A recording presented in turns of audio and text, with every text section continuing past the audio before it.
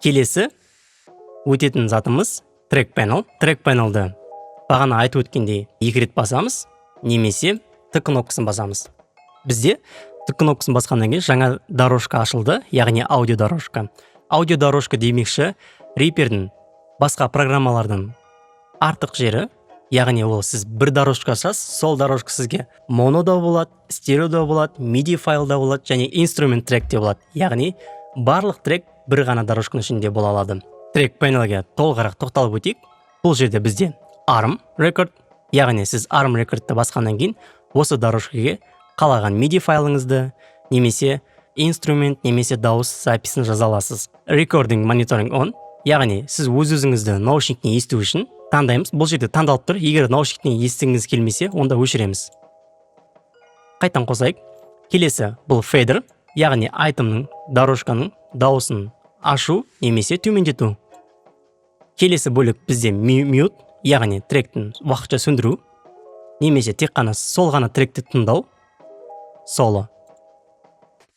Мысалға, мына плактар тыңдап көрейік соло ретінде. Немесе осы проекттің ішінен дауысты ғана mute басып көрейік. Келесі бізде routing. Routing бізге не үшін керек? Яғни посыл, возврат жасау үшін. Егер біз тағы да дорожка ашатын болсақ, дәл осындай. Мысалға, осы жерге delay, effect, chorus, flanger қоямыз да, осы трек арқылы, мысалға атын жазайын. Мысалға reverb. Routingті ашып, add new send басамыз, және reverb таңдаймыз, және сухой сигналға, яғни құрғақ сигналға жөнделген сигналды шамасын көрсетеміз. Бұны практика жүзінде тағы да қайталайтын боламыз. Сіздерде бір рет қарап көріңіз. Келесі reverb каналын өшіреміз, бізге керек емес. Екінші бізде FX канал және автомизация. Бұл жерде автомизацияны белгілеуге болады. Мысалға volume, дауыстың қаттылығы немесе төменділігін, және панорамирование, және ширинасын, яғни ол автомизацияны өшіруге болады. Бұл автомизация. Келесі панорамирование оң жаққа немесе сол жаққа.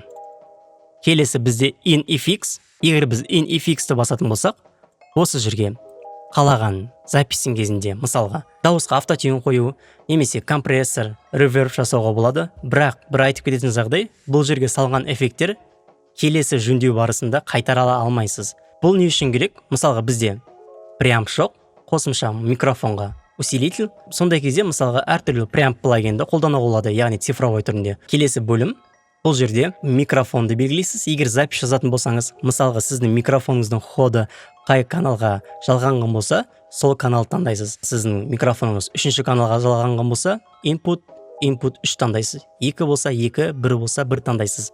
Және input таңдағаннан кейін record арынды басасыз, және запись бөлімін басасыз. Жазып көрейік. Көргендеріңізде бізде аудиодорожка жазылып жатыр. Ctrl-ды ұстап отыра өшіреміз. Екіншісі стерео жазуға болады, яғни кейбір синтезаторларды солға оңға автоматикалық түрде. Үшінші бізде input MIDI таңдаймыз. Мысалға, менде all channel таңдаймын, және ARM Record'ты басам, клавишті басам, көріп отырғандарыңыздай клавиштен сигнал келіп тұр. Келесі оның қасындағы громкостың индикаторы, яғни сіздің айтымыңыздың волнасы қаншалықты жай шығып тұр, қаншалықты қатты шығып тұрғанын көрсетеді. Келесі соңғысы, ол бізде фазаны инвертировать етуімізге болады. Оны тәжірибе барысында тағы да көріп кетеміз. Бәрімізге трек panel түсінікті болса, келесі миксер панелға көшейік. Ашып мінекейіңіз, барлық біздің каналдар тректің. Маған тек бір-ақ каналмен жұмыс жасаған ұнайды. Немесе сізде тағы да 2-3 клавиш қосылып тұрса, осы жерден сол клавиштің сигналын алуға болады. Мысалға, all channel соло қоя тұрайын уақытша, және запись. Көріп отырғаныңыздай, менде MIDI жазылып жатыр. Немесе горячий клавиш бар. Бұл жерде мышкамен көрсетпей баспай-ақ клавиатурадан жұлдыз шаманы басуға болады, яғни звездочканы.